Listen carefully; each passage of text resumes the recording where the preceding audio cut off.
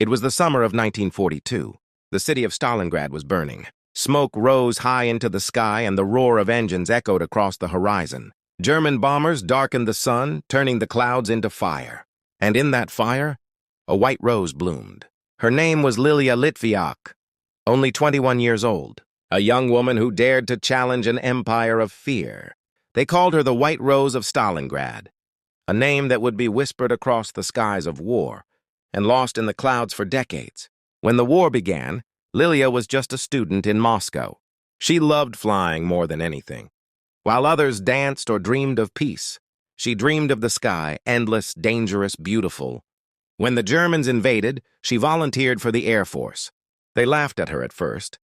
"She's too small," they said. "Too fragile, too young." But she didn't argue. She simply picked up a training plane and showed them what precision looked like. Her instructors were stunned. She could dive, roll, and shoot with a calm no one expected from a girl. Within months, she was assigned to the 586th Fighter Regiment, one of the few all-female air units in the Soviet Union. Her aircraft was a Yak-1, fast, light, and deadly. Before her first mission, she painted a small white rose beneath the cockpit. "Not for beauty," she said, "but for memory, so they'll remember who fought here." August 1942. The Battle of Stalingrad was reaching its breaking point. The Germans dominated the sky, bombing anything that moved. Every day, Soviet pilots went up, and every day, many didn't come back. On one of those days, Lilia took off with her squadron at dawn. The air trembled with the thunder of engines. As they climbed, a formation of Messerschmitts appeared in the distance, black, crosses against a golden sunrise. The radio cracked. "Enemy fighters, 12 o'clock!" Before anyone could react, Lilia broke formation and dove straight into the fight. Her comrades shouted for her to fall back, but she didn't. She moved like lightning, weaving between tracers and bullets. She lined up her sights, pressed the trigger, and fire filled the sky. One German plane spiraled down in flames, her first kill. Her squadron leader couldn't believe it. A young woman, barely 5 feet tall, had just taken down a Luftwaffe ace. From that day, the Germans began to fear her. They gave her a name, the White Witch of the Sky. Rumors spread that she couldn't be shot down, that she disappeared into clouds and struck from nowhere. But she wasn't magic. She was simply better. With every mission, her confidence grew, and so did the legend. But war has no mercy, not even for heroes. In her squadron was another pilot, Alexei Solomatin. He was brave, reckless, and always smiling. They flew together every day, shared food, laughter, and sometimes silence. When the missions ended, they would sit under the wings of their planes, talking about life after the war. He would joke, We'll open a small airfield by the river. You'll teach the kids how to fly." She would smile. "If the sky lets me live." By the spring of 1943, Lilia had shot down 12 enemy aircraft. She had become the first female fighter ace in history. Her fame spread across the Soviet Union. Newspapers called her a sky flower, but her comrades knew she was forged in fire. One morning, she returned from a mission with holes in her wings and blood on her hands. Her mechanic asked, "You're hit?" She just nodded and said, "The plane bleeds too." Then came the day that changed everything. Alexei's squadron was sent on a dangerous escort mission. Lilia wanted to go with him, but her commander ordered her to rest. She stood on the runway, watching him take off and his plane disappearing into the clouds. Hours passed. No one came back. That night, word arrived. Alexei's plane had been shot down near the Volga. Lilia didn't cry.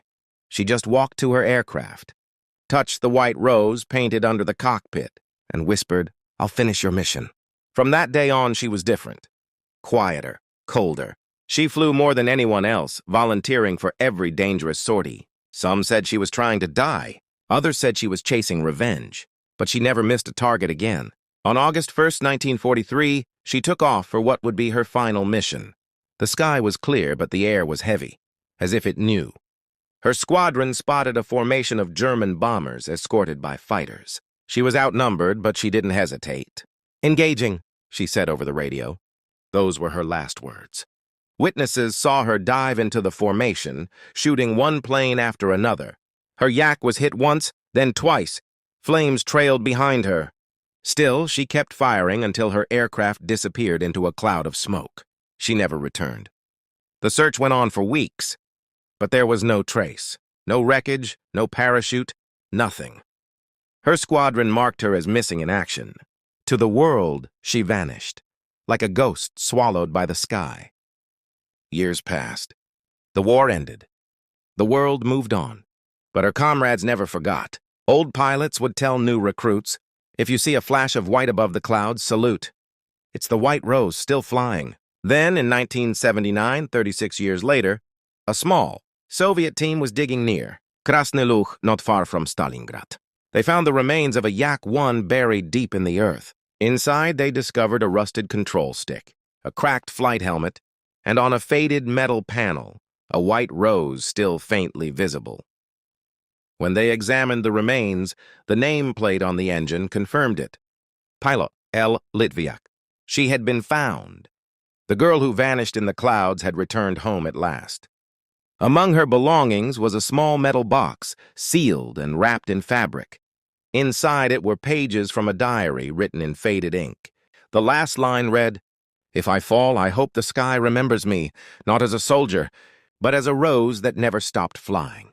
When the news reached her hometown, old veterans gathered in silence. Some cried. Others looked up at the evening sky, whispering her name. Lilia Litviak was finally honored as a Hero of the Soviet Union, the first woman fighter ace to receive the title. Even today, pilots flying over Volgograd sometimes report strange radar readings, a small blip that appears for a few seconds, matching the speed and pattern of a Yak-1. When they look out, they see nothing. Only a single white cloud moving against the wind. Maybe it's just a glitch. Maybe it's something more. Because legends never die. They simply keep flying. Through the smoke. Through the clouds. Through time itself. And somewhere above the ruins of Stalingrad, under a crimson sky, the White Rose still circles, guarding the city she swore to protect. Her wings shining like silver in the firelight. Her voice echoing softly across the radio waves, whispering the same words she said long ago. "I'll finish your mission.